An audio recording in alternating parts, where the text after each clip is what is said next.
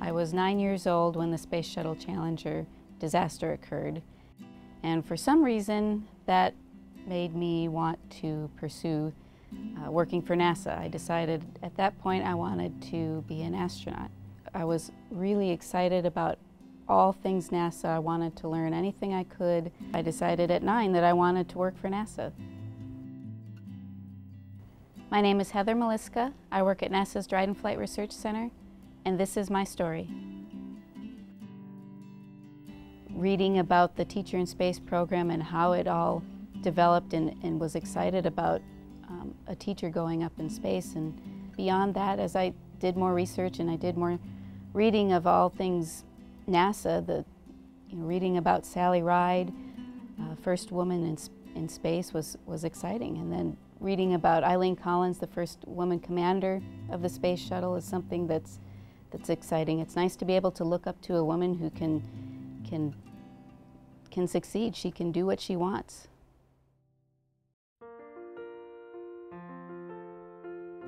I wasn't a straight A student, so I definitely had to work as hard as I could to get the grades I did and get the job I wanted. And and the other thing, when you're in college, and if you can not just focus on your schoolwork but get into other activities like being in the American Institute of Aeronautics and Astronautics, any sort of extracurricular activities, those are things that give you contacts, give you people that you can meet and get advice from. So when I was in college, I was the president of the American Institute of Aeronautics and Astronautics chapter at our college. What I like the most about my job and some of the projects that I have been able to work on is that I've been able to start from the beginning and see it through to the end. So I worked on the F-15 Intelligent Flight Controls System program. I was the lead structures engineer, and in that job I calibrated all of the instrumentation for structures on the aircraft. I got the same opportunity on the abort flight test program. I was the Ascent Abort 1 flight test article lead.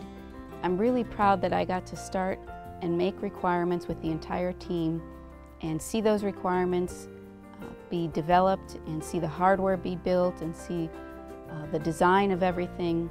And then to see it launch was, I think, the most proudest day that I had at NASA was to actually see the launch of something that we had thought up, we had designed, and then built. On that day when Pad Abort 1 went off and everything happened exactly how we had planned, we all sat back and thought to ourselves, gosh, if there had been a crew on that crew module and there had been a rocket under the crew module with something going wrong, we would have saved that crew. So it was really, I guess, a sense of accomplishment for the entire team to realize that we would have saved a crew on that day.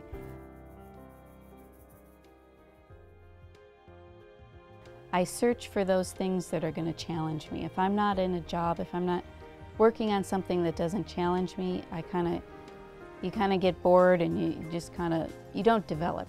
I want to be one of those that goes into a project or goes into a different job kind of scared of the job, but ready to start a different challenge. I'd like to think that I have the drive and I have the ambition to take on big challenges and work through them.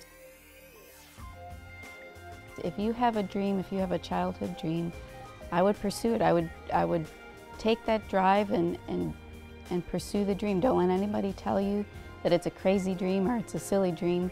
Go out there and do what you can, learn what you can about it, and do it. If you put your mind to it, you can achieve whatever you want to achieve. Don't let somebody tell you that you can't.